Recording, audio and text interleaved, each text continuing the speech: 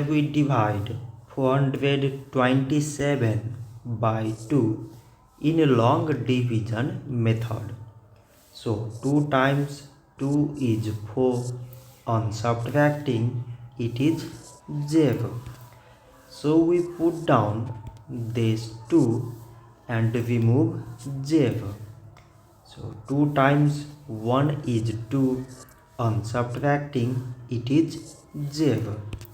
So again put down this 7 and remove this 0. 2 times 3 is 6. On subtracting, it is 1. So now this 1 is less than 2 and there is no other number beside. So we put here decimal so that we take 0. So it is 10 and 2 times 5 is 10. On subtracting, it is 0. So 427 divided by 2 is 213 decimal 5. So this much for today and thanks for watching.